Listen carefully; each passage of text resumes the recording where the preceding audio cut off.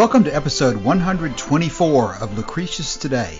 This is a podcast dedicated to the poet Lucretius, who wrote On the Nature of Things, the only complete presentation of Epicurean philosophy left to us from the ancient world.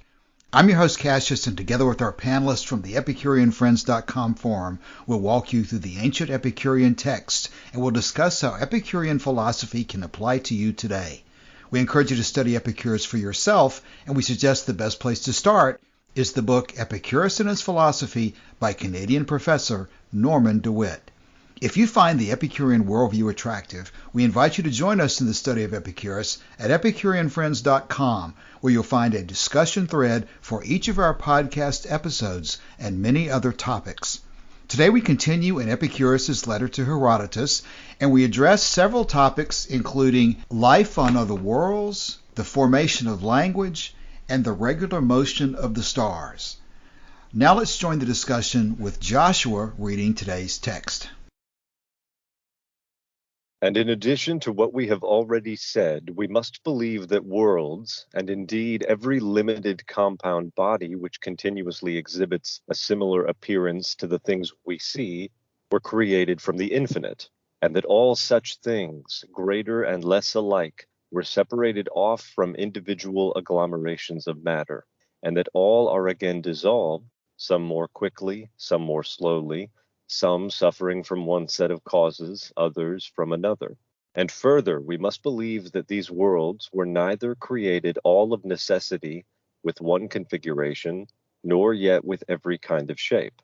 Furthermore, we must believe that in all worlds there are living creatures and plants and other things we see in this world. For indeed, no one could prove that in a world of one kind there might or might not have been included the kinds of seeds from which living things and plants and all the rest of the things we see are composed, and that in a world of another kind they could not have been. Moreover, we must suppose that human nature too was taught and constrained to do many things of every kind merely by circumstances, and that later on reasoning elaborated what had been suggested by nature and made further inventions, in some matters quickly, in others slowly, at some epochs and times making great advances, and lesser again at others. And so names, too, were not at first deliberately given to things, but men's natures, according to their different nationalities, had their own peculiar feelings and received their peculiar impressions. And so each in their own way emitted air formed into shape by each of these feelings and impressions, according to the differences made in the different nations by the places of their abode as well. And then, later on, by common consent in each nationality, special names were deliberately given in order to make their meanings less ambiguous, to one another and more briefly demonstrated. And sometimes those who were acquainted with them brought in things hitherto unknown and introduced sounds for them, on some occasions being naturally constrained to utter them, and on others choosing them by reasoning in accordance with the prevailing mode of formation, and thus making their meaning clear. Furthermore, the motions of the heavenly bodies, and their turnings and eclipses and risings and settings, and kindred phenomena to these, must not be thought to be due to any being who controls and ordains, or has ordained them, and at the same time enjoys perfect bliss together with immortality. For trouble and care and anger and kindness are not consistent with a life of blessedness, but these things come to pass where there is weakness and fear and dependence on neighbors. Nor again must we believe that they, which are fire agglomerated in a mass, possess blessedness, and voluntarily take upon themselves these movements. But we must preserve their full majestic significance in all expressions which we apply to such conceptions, in order that there may not arise out of them opinions contrary to this notion of majesty. Otherwise, this very contradiction will cause the greatest disturbance in men's minds. Therefore, we must believe that it is due to the original inclusion of matter in such agglomerations during the birth process of the world that this law of regular succession is also brought about.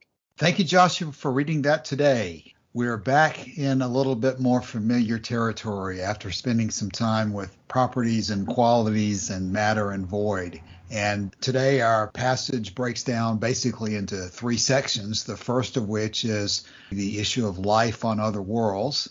And then the second one is the matter of language and the arising of the ability to assign words to objects. And then last, there's a discussion of, in general, the rising and setting of the sun and eclipses and so forth, and why it's important for us not to ascribe those things that we see in the sky to supernatural causes. So we've got plenty to talk about today, I think. So let's start back with, first of all, the issue of, in addition to what we've already said, we must believe that worlds and indeed every limited compound body was created from the infinite, and that all such things were separated off from individual agglomerations of matter, and all are again dissolved, some more quickly, some more slowly, some suffering from one set of causes, others from another. Now, of course, we talk a lot about what he means by worlds, which seems to be that he's talking about the earth and what we see around us. He considered that each particular area of what we would call the universe was its own world. And so when he says world, he doesn't mean just the earth or just our solar system or galaxy, but sort of our segment of the things we can see around us. And basically, he seems to me to be saying there that everything that we see in our world is a product of agglomerations of matter, which is what we've been talking about previously of atoms and void, and that everything that's created of matter is once again, finally, after its period of existence, dissolved back into that matter. He says some more quickly, some more slowly, and some from one set of causes and others from another. So let's talk about that one for just a second. The world around us is being created by matter and eventually returning to matter. So now we're getting back into what I think of as somewhat more inspiring physics from Epicurus. We've gone through this whole thing of properties and qualities and events, and that's all important, but it's also quite confusing. And this is the stuff that you can imagine really makes people rethink the universe that they're living in. And I think we saw that in ancient Greece. I think we saw that in Lucretius and his circle.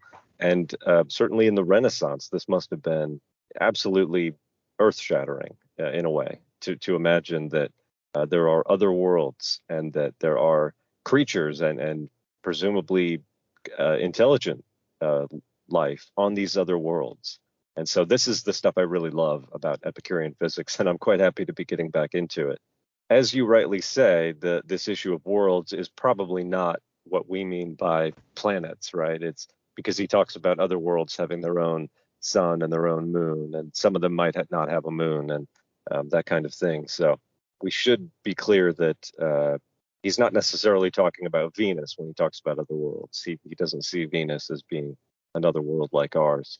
Although in about the end of the 19th century and the early 20th century, as we began to learn more and more about these other planets in our own solar system, it was thought that Venus, under the impenetrable cloud of gas that we see, there might be choking undergrowth and dazzling rainforests covering the whole planet. That was a genuine belief that people had, and so it's only quite recently, I think, and Martin will have to correct me on this if I'm wrong, that we've come to this understanding that while life mathematically almost certainly has to exist elsewhere in the universe, it's not quite as common as it was thought to be in the time when these first ideas were coming out. This question is still open with regarding how common life is in the universe, because there is a discrepancy in the estimates between those who come from biology and those who come from physics. So the physicists tend to be there should be many, and the biologists think it may be just us. So, or at least I've met a biologist who claimed that, and I've seen that essentially from elsewhere as well.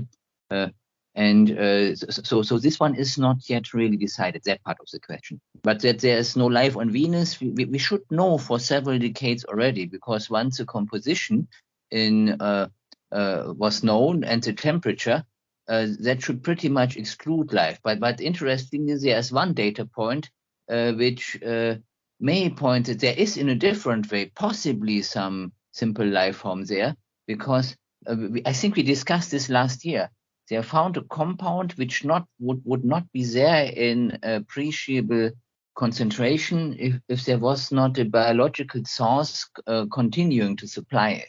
But I haven't seen this confirmed by something in the journals I read. So I regard this one also in some way still open. By tendency, we are almost sure that there is no life on Venus.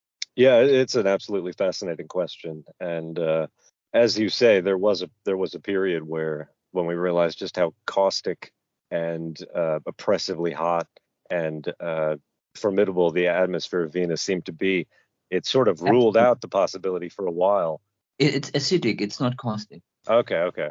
But then, as you say, we're getting back into the understanding that life is in many ways can endure harsher realities than we think of. So, but to get back to the Epicurean point here, so we've got this idea that there are other worlds, there's life on other worlds, and of course, the worlds, as with the atoms and void themselves, they're not created. We don't have an intervening supernatural influence putting things together. The universe doesn't work like that. And it's that idea, I think, that really sets Epicurus and his immediate predecessors apart from not just the Christianity that would come later, but the surrounding philosophy and sort of primitive theology of his fellow Greeks. And it's that I think made his position in many ways very risky. Right. I've got a comment here, but we have sort of three sections today, and we're still in this first section.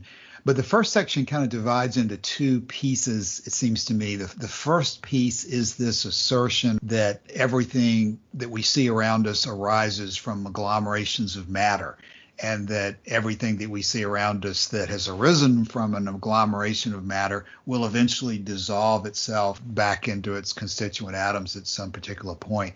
I'm reminded, we've been talking a lot lately about A Few Days in Athens and Frances Wright, and as we're talking about this, I'm reminded of her take on some of this, and to me, this is where I think we can see the difference between her approach and what Epicurus is doing here, because what you guys have been talking about over the last few minutes, you're kind of recapping current observations in science. Our technology has brought it home to us that these facts about Venus and different other places, that we now have a lot of evidence that Epicurus had no idea about whatsoever. So perhaps if Frances Wright were here talking to us today, she would have really kind of no choice, but she would be confronted by facts that she herself didn't have, much less Epicurus. But I think what we can see in this first section today, too, is this is where Epicurus goes further than Frances Wright would be comfortable with. Because what I'm seeing here is from his observations, he's deducing conclusions that are flat assertions that make sense based on his premises, but certainly not based on direct observation of what's going on in these other worlds. And I would illustrate that by this section 74, which is the second part of this first section we're talking about. Further, we must believe that these worlds were neither created all of necessity with one configuration, nor yet with every kind of shape. So as usual, Epicurus is kind of deriving a general analysis here. He's saying that they were not all created by necessity the same way, and yet on the other hand, they're not created with every kind of possible shape as well. So he's, again, the limit and boundary we talk about a lot is that they're not all the same. On the other hand, they're not an infinite different types. They'd be presumably within a set range of possibilities. And then he applies that to this issue of life. He says, we must believe that in all worlds there are living creatures and plants and other things we see in this world. And he says, because no one can prove that in any other world, the same seeds that we have here might not exist there. Or that, on the other hand, you can't prove that in a world of another kind, they can't be there. So you can't prove that they are there. You can't prove that they aren't there. But you've got this observation that because we see these things on Earth, we know that they've happened here, so we know that it's possible for those things to happen. probably in a wider variety than we have here on the earth. But he's taking his observations here and projecting them out over what is basically the infinite size of the universe and the eternal age of the universe, which is probably a set of deductions that, while Francis Wright might not have been comfortable with them, Epicurus, I think, is developing a system to give us a grasp of the universe and sort of a comfort level, always tuned towards the idea that there's just no need for us to believe that supernatural beings have created our world or any other world as their playthings. It's just that we can anticipate based on what we see here that it's likely that certain things are happening at other places in the universe as well. So I think you guys have already talked about basically life of other planets. Now, I probably shouldn't go forward here without commenting that there is a lot more on this in Lucretius. It's in book 1, starting around line 1023, and all the way through 1077, it looks like. 1077 in Lucretius, it's not included here in Herodotus, but this is where he talks about what's implicit probably in Herodotus, which 1077 says, "This there is too, that in the universe there is nothing single, nothing born unique and growing unique and alone, but it is always of some tribe, and there are many things in the same race."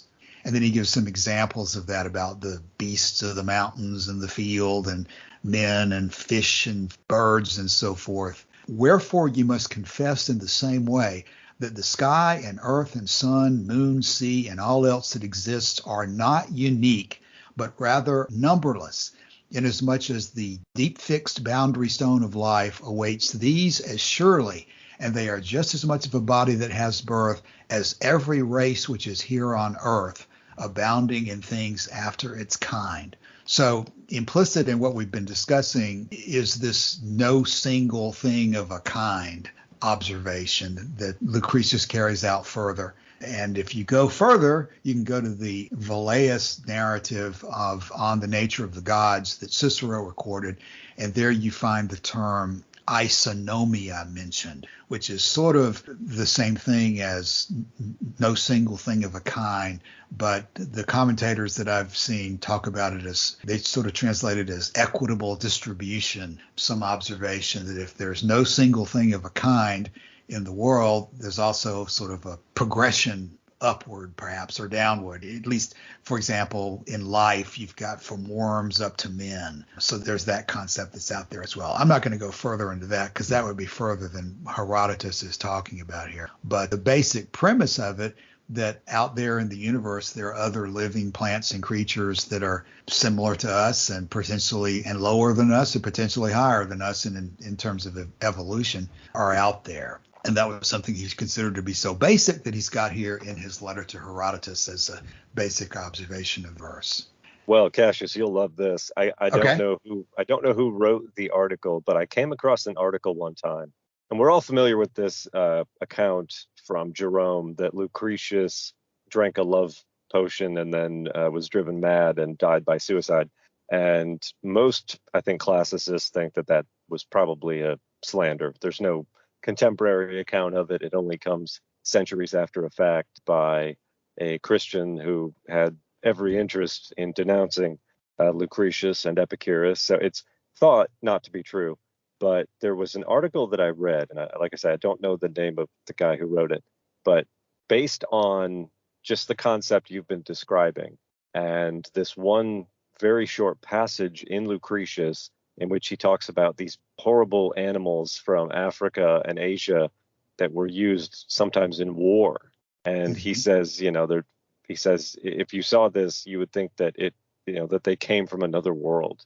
And based just on that one line, this guy writes this whole essay, basically reinforcing the idea that Lucretius was insane because he should have known his own teachers, thought on this, which is that there's nothing on other worlds that you don't see here, that kind of thing. So I thought it was an absolutely absurd argument to infer insanity based on one line of a very long, dense poem. But, if I can find it later, I will try to put a link in the thread for this episode. It was a pretty interesting read, but slightly infuriating as well. Yeah. I'm sure that you're talking about being infuriated. I'm sure that this particular section of what we're talking about has to have been a major thorn in the side of monotheism over the ages that makes the earth to be a special place and humans to be the special plaything of gods. And I'm looking at one more line I'll quote. Maybe the most direct one in Lucretius is in line 1067 or so. He says, "As it is, if there is so great a store of seeds as the whole life of living things cannot number, and if the same force and nature abides which could throw together the seeds of things, each into their place in like manner as they are thrown together here, it must needs be that you confess that there are other worlds in other regions, and diverse races of men and tribes of wild beasts."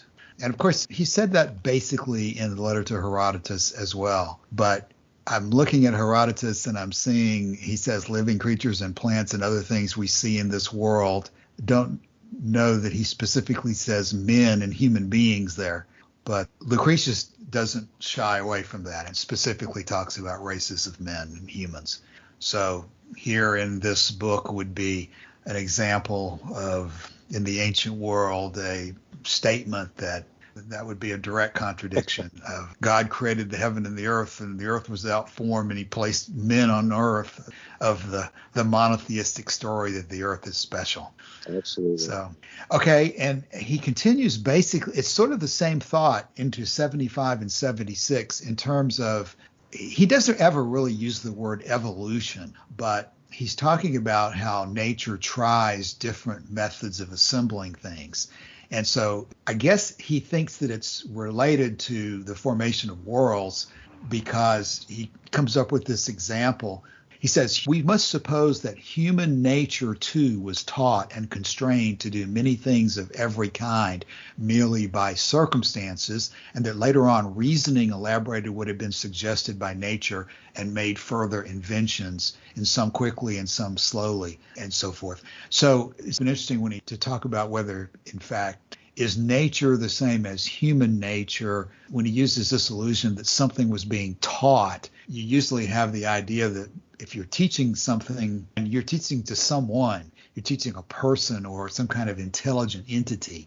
But it looks like he's using an illusion of human nature as a whole being something that had the ability to be taught, if that is in fact the right word that Bailey is using here to translate. But at any rate, the basic point here is that language, it sounds like, and the assignment of words and to concepts or words to ideas is something he's asserting did not get handed down by God or get handed down to us from some other dimension, but was something that was developed over time, basically through trial and error and just natural utterings, almost like birds and other animals do, which is a point that Lucretius amplifies, as if we were to talk about Lucretius. But before I go into the amplification, let's just talk in general about 75 and 76 there.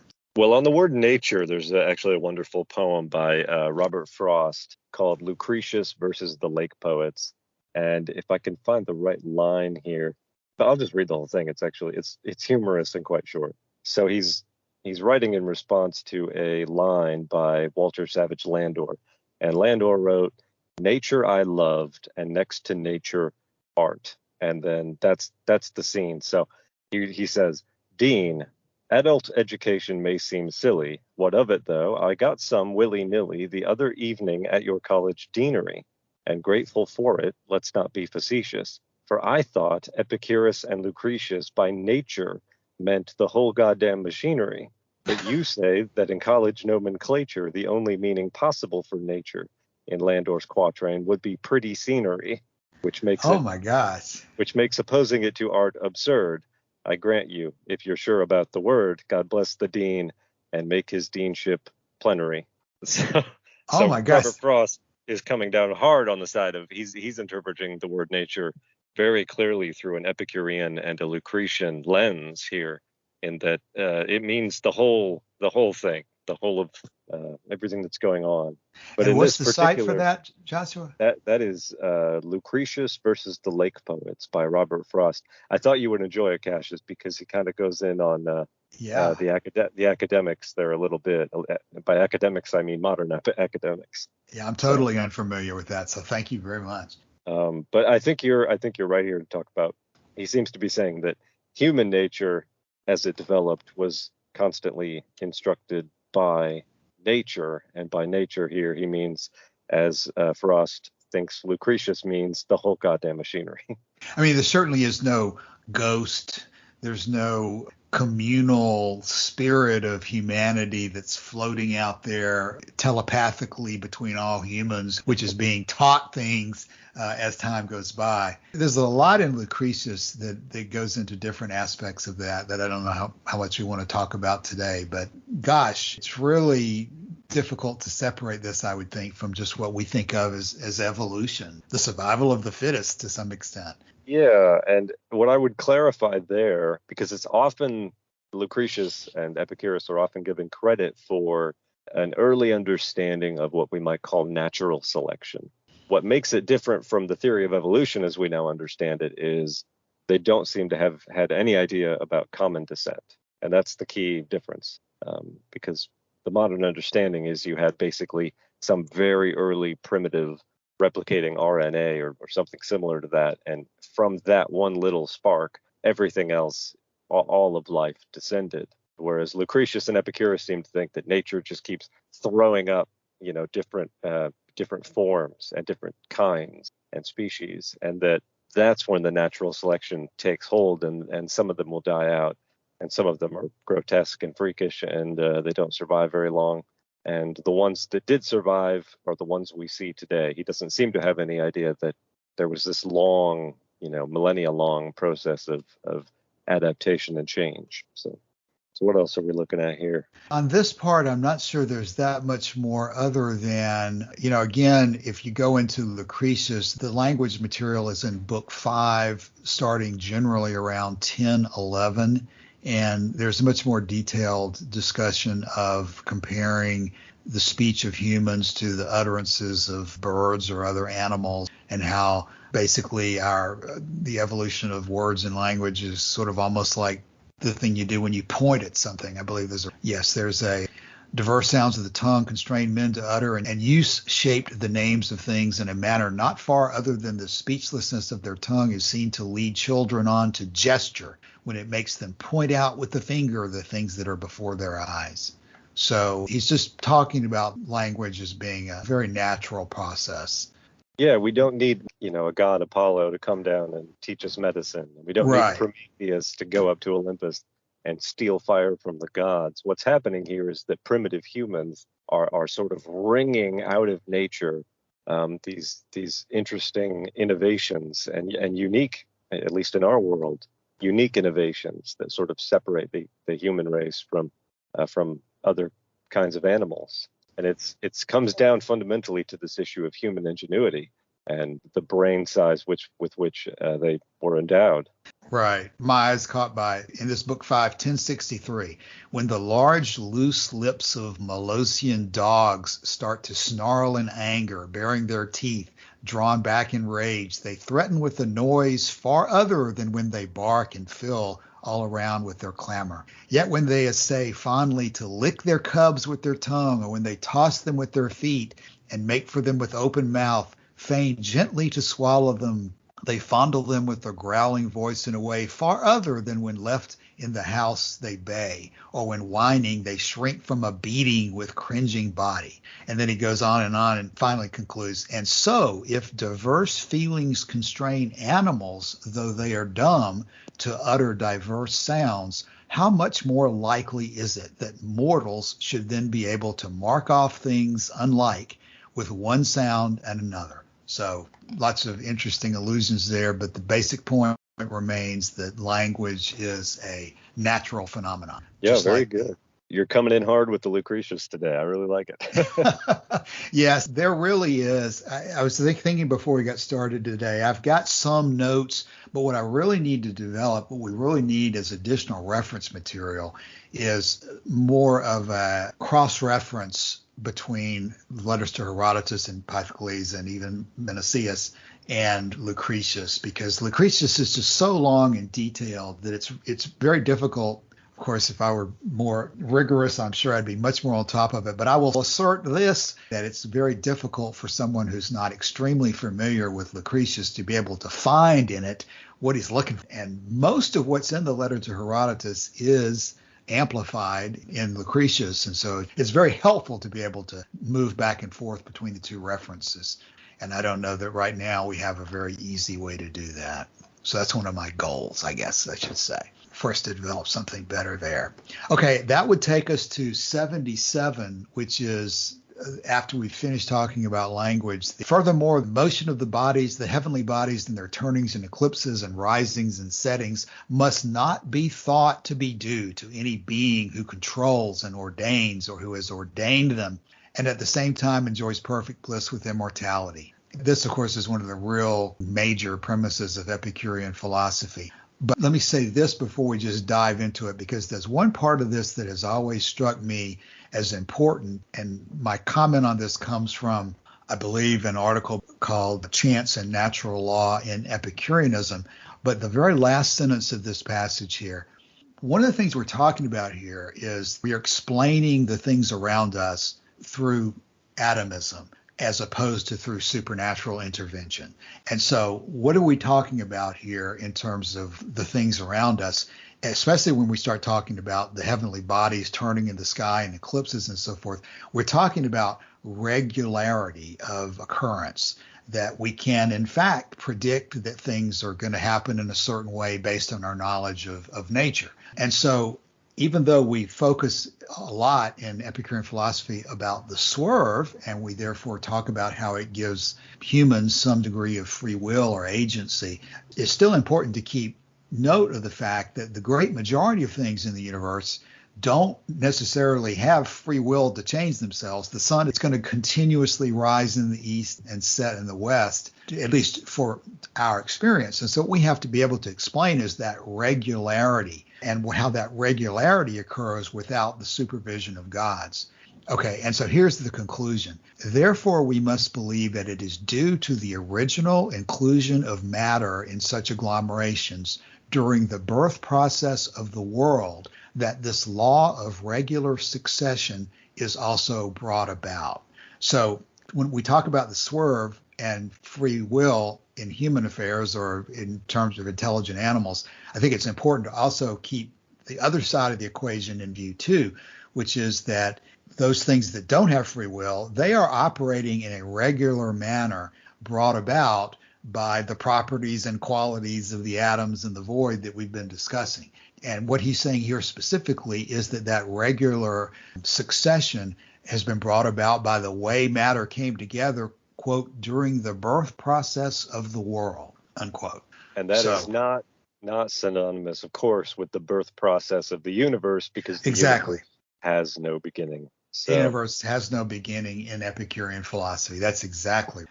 So there's a lot here we can talk about, but I just didn't want to forget that last point about the regular succession, because of course it all tends to get submerged into the general position that, okay, what we're observing here is that there's no supernatural God controlling this, and this is our evidence.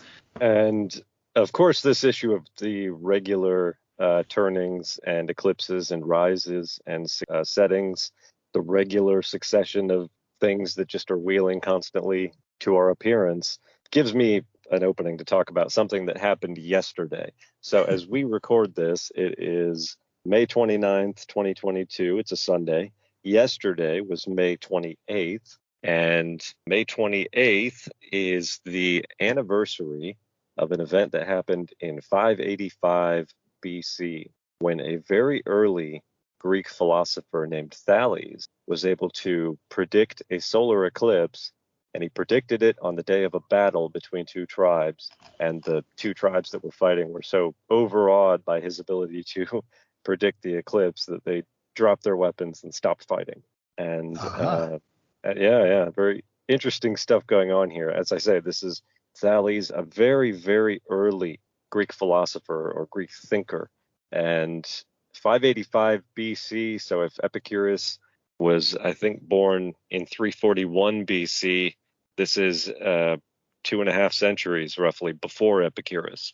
And so it's well before Plato and Aristotle and Socrates, before any of them. And it gets to that period in Greek history when things start to fade into the heroic or unrecorded past. And so what this really represents for me, this ability by Thales, if he actually did it, which we don't know that he did, but if he actually was able to do it, what it represents for me is a very early attempt by the thinking human to do what we've been describing here, is to wrest from the gods their position as the only intelligent, really, beings who are just endowing us with everything, whether that be blessings or curses or punishments. And here in 585 BC, we have this moment in time when it was a human instead who actually sort of took one from the gods, as it were.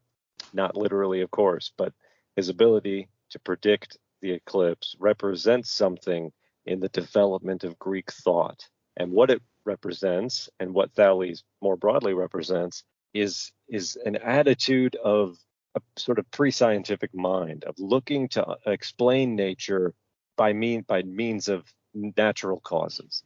That you don't have to reach for the gods to explain what's happening on Earth, or indeed in the solar system. You don't have to read a religious text to understand what's going on. You just have to look at nature.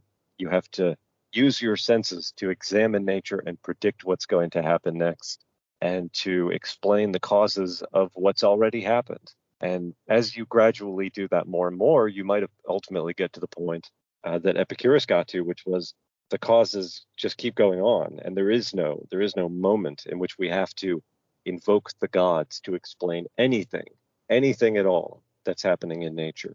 And so that's the main important point of this eclipse, which, as I say, the anniversary of it was yesterday as we record this. The other reason this is very important is because modern astronomers have the ability to peg the exact day that this happened.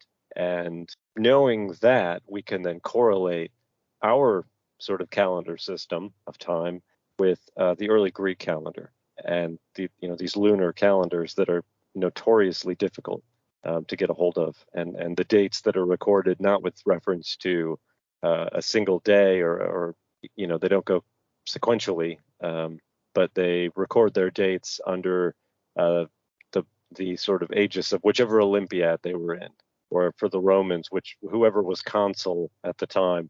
And what that leads to is a very patchwork understanding of when stuff happened in the ancient world. And it's moments like these when the regular order of nature intersects with human culture that we can really begin to understand when things are happening. So, end rant. No, that's a great rant and a great story. I want to ask you about one part of it. One of the things about all this philosophy is that we try to put it to good use, and the philosophy that doesn't help us in some way is really just useless. Did you say that Thales used this to stop a war or a battle or something like that? That is the report that is passed down, I think, in Herodotus. Herodotus reports that Thales predicted the solar eclipse, and then there's a number of other sources. Diogenes Laertius is one source, and I think Democritus, Apollodorus of Athens. So the story was widely circulated. I kept saying we don't know whether he actually did it, because while it was possible at that time to predict the day of an eclipse, if you knew of a certain mathematical cycle, it wasn't actually possible to predict the location of an eclipse. There's no clear idea for how he would have done that. So as I say, I don't even know if this actually happened or not, but it's so significant and so important in the Greek consciousness of this one moment where a human intellect was able to discern the laws of nature, that it gets reported again and again. And if I can pull out this passage here, it says, according to Herodotus, the appearance of the eclipse was interpreted as an omen and interrupted a battle in a long-standing war between the Medes and the Lydians. And Isaac Asimov described this battle as the earliest historical event whose date is known with precision to the day, and called that prediction the birth of science. Okay. Well, I'm going to use that to indulge myself for just a minute, because the way that using eclipses to do something has hit my consciousness. And Joshua, this is one of my literary references that you're so much better at than I am. But that reminds me that one of my favorite books of my entire life, that probably early on led me eventually towards the direction of pursuing Epicurus and this kind of attitude towards life, is Mark Twain's The Connecticut Yankee in King Arthur's Court. And his main figure is called the Boss. And the Boss uses the prediction of an eclipse to save himself from being burned at the stake by his enemies at that time in ancient England when he gets transported back into basically the Middle Ages. One of the big themes of Connecticut Yankee is the boss's fight against the church and all of the oppression and backwardness that organized religion has caused during that period. Mark Twain is a very interesting figure that I haven't by any means read all of his work, but I think he had sort of a similar attitude of skepticism, or certainly towards religion. So, okay, what else about this last section, 77? Well, while we're on the subject of concepts like time travel and science yes. fiction, that kind of thing, this is where I always like to bring in Lucian of Samosata, yes, who is considered by many to be the father of science fiction.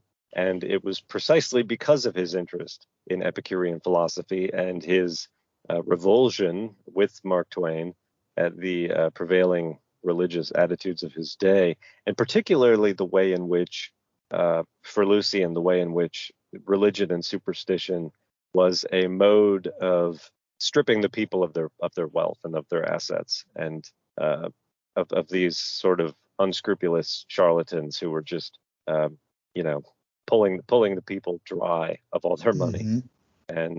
And that's always it's always cynical and horrible to see that happen. And Lucian thought it was cynical and horrible enough that it made him so disgusted with the whole idea of the supernatural and of religion that he was quite happy to write books. And he wrote a book called The True Story about this sort of travelogue of fanciful and imaginary and fictional events that happened, and it culminates in this war between the sun, the forces of the sun and the forces of the moon. So this idea that there are life and indeed civilizations on other worlds really struck a chord with him, and it has been absolutely essential to science fiction ever since. And let me add, we've talked about The True Story an awful lot as being maybe one of the first science fiction stories. I don't know we talk about this very much, but let me mention it for somebody who's interested in Lucian. I understand that one of the earliest references to Christians, at least in a particular way, is Lucian's The Death of Peregrine. Have you read that one, Joshua? No, I haven't read that one. No. Okay. It's not quite as significant as many of his others, and he doesn't really specifically refer to Epicurus. But if I recall correctly, he describes an early Christian community as a bunch of fatheads. And he's talking about how this Peregrine was somebody who made a living by, kind of like Alexander the Oracle Monger, he was making a living to some degree by claiming that he was going to return from the dead or something like that. And he made a lot of money claiming it. And then I forget the rest of the story. I'd have to look at that some other time. But The Death of Peregrine is perhaps, if we consider Lucian to be Epicurean or sympathetic to Epicureanism, might be one of the few times that we've got in ancient Epicurean texts an Epicurean commenting on Christians or Christianity specifically. Although in Alexander the Oracle Monger, we do see him mention the Christians, but it's almost in a way that right. He seems to give them a little bit of credit for not falling for Alexander and his obvious superstition. But of course, the reason the Christians don't fall for it is because they're neck deep in their own and relatively new religion at that time. Right. I'll put a link in the show notes for The Death of Peregrine because it does have that fairly interesting characterization of the early Christian community. He was talking about Peregrine, and he says, it's now that he came across the priests and scribes of the Christians in Palestine and picked up their queer creed. I can tell you he pretty soon convinced them of his superiority. Prophet, elder, ruler of the synagogue, he was everything at once, expounded their books, commented on them, wrote books himself. They took him for a god, accepted his laws, and declared him their president. The Christians, worship a man to this day, the distinguished personage who introduced their novel rights and was crucified on that account. There's more to it, but I'll probably cut that out. It's not enough to connect us to what we're talking about right now. Well, if you're going to cut it out, but my immediate response was to find the word Palestine in there, which is interesting. Yes. I guess there are people today who claim that the word Palestine was invented in the 70s. And I know for a fact that's not true, because it's in Herodotus and these other historians. They specifically mention it. So to hear that Lucian mentions it as well, that's quite interesting. Yes, the Lucian material, I don't know whether it's the particular translators who just take some license and make it lively, or whether it's lively in the original or what, but Lucian is just extremely biting and witty in what he wrote. And here we go. Let me finish this. In some of the Asiatic cities, too, the Christian communities put themselves to the expense of sending deputations with offers of sympathy, assistance, and legal advice. The activity of these people in dealing with any matter that affects their community is something extraordinary. They spare no trouble, no expense. Peregrine, all this time, was making quite an income on the strength of his bondage. Money came pouring in. You see, these misguided creatures start with the general conviction that they are immortal for all time, which explains their contempt of death and voluntary self-devotion, which are so common among them. And then it was impressed on them by the original lawgiver that they are all brothers from the moment that they are converted, and deny the gods of Greece, and worship the crucified sage, and live after his laws. All this they take quite on trust, with the result that they despise all worldly goods alike, regarding them merely as common property. Now, an adroit, unscrupulous fellow who has seen the world has only to get among these simple souls, and his fortune is pretty soon made. He plays with them. So that's the section that has stuck in my mind for a long time. The first televangelist. The first televangelist, absolutely right. I can't remember the details of this story, but that's exactly what he was doing. Is he was going around saying that he was going to cast himself into some fire, and so all of these guys were contributing a lot of money to his support, just like you're saying, just like sending it into Heritage USA or whatever example you would like to use. But that's not one we talk about very often in terms of Lucian, and I think it probably deserves more publicity. So some of this...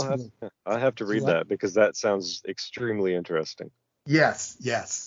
Like I say, it's a direct description of early Christian communities. There's Celsus that people will talks about early Christian communities from the Greek or Roman perspective. And they'll say sometime that this Celsus guy was an Epicurean. And I don't know whether that's true or not.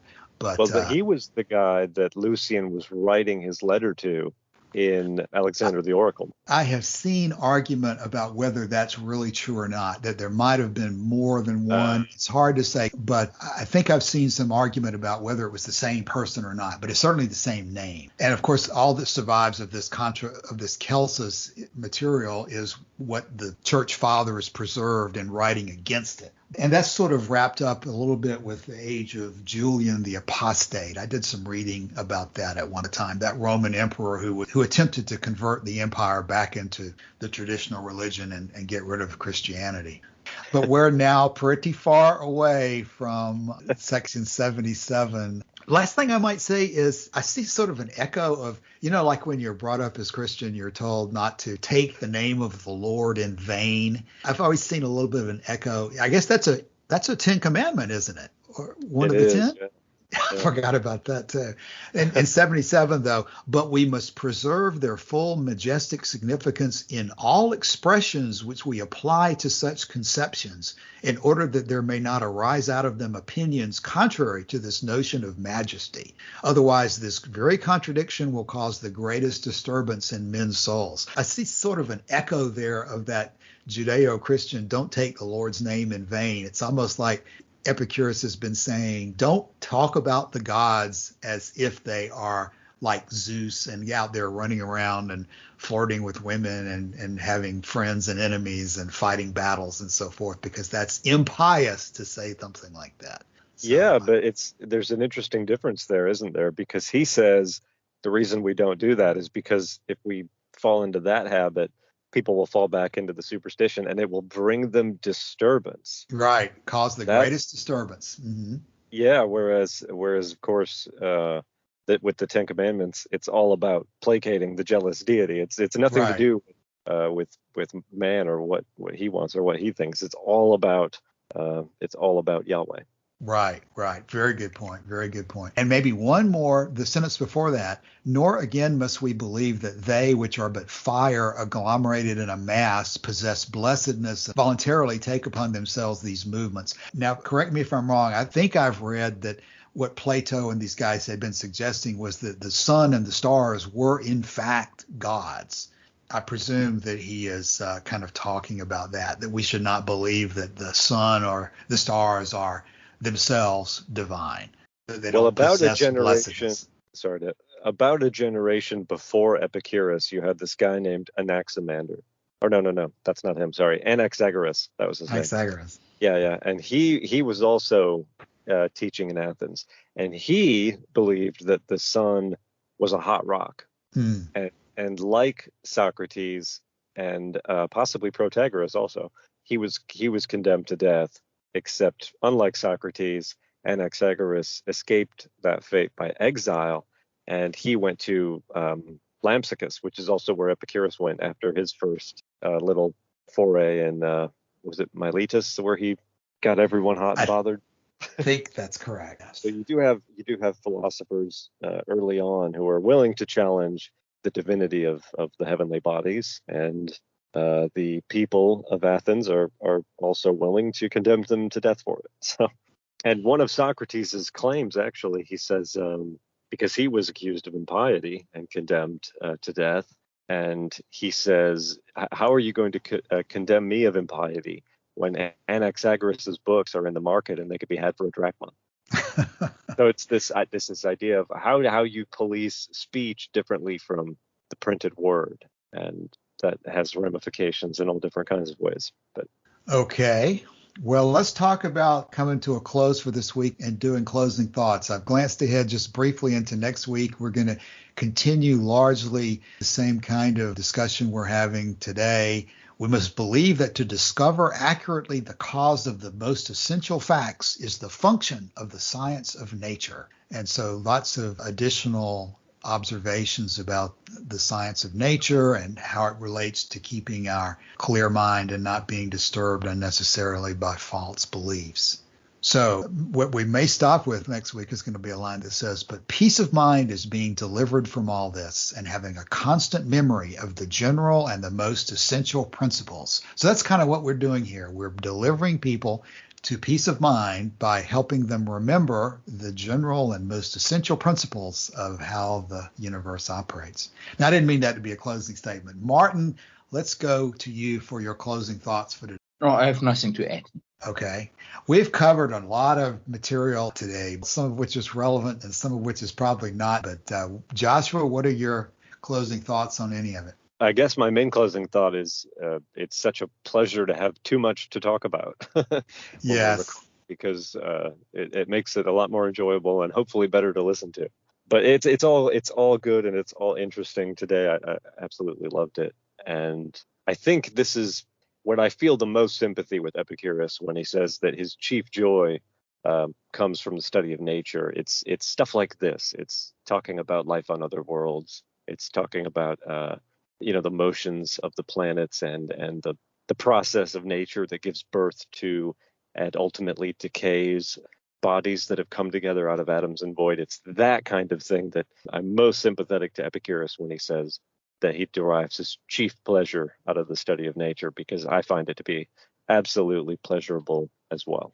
Yes. And speaking only for myself, how many times in the past I've glanced at the letter Herodotus and thought to myself, this is so boring and so unnecessary for me to read. There's no way I'm going to spend my time reading. And yet when you dig into it, after you've gotten kind of familiar with the lay of the land, you've got an idea of what the forest looks like instead of all the individual trees, you can begin to see how it all fits together in a way that's very difficult at the beginning of your study of Epicurus. But there's just a tremendous amount of good material here that we aren't finished yet. Although actually, let me say this. We are about to finish it. And probably next week will be our final section on the letter to Herodotus. So we'll talk next week about which of the letters we go to next. But we are just about at the end of the letter to Herodotus, and we should finish it next week. So we will come back and do that then. Anything else? Well, I just want to say I also have sympathy with what you just said, which is some of this stuff at the first approach can seem rather dull. And it takes a little bit of imagination, I think, to understand a world in which this is really interesting and really different and in many ways quite radical. And to me, that, if nothing else, that is a source of interest in all of this. Yes, I completely agree. And one of my many goals is one of these days I'd like to see some method of articulating how qualities and properties of matter and void is just as exciting to talk about as life on other planets. But for the time being, things like life on other planets and obviously things like pleasure and pain and so forth are more practical and kind of give you a hook to start talking with people. And then after that, there's just a unlimited amount of things to talk about, because that's going back to the letter to Menicius. When you talk about these things among like-minded friends, that's what makes you a god among men, I believe is the line, right? Yeah. Rivals Zeus for happiness is another way. Right. Exactly. Okay. Well, thanks for your time today, everybody. And we'll be back next week. So talk to you then. All right. Thanks. Hello. Okay. Bye.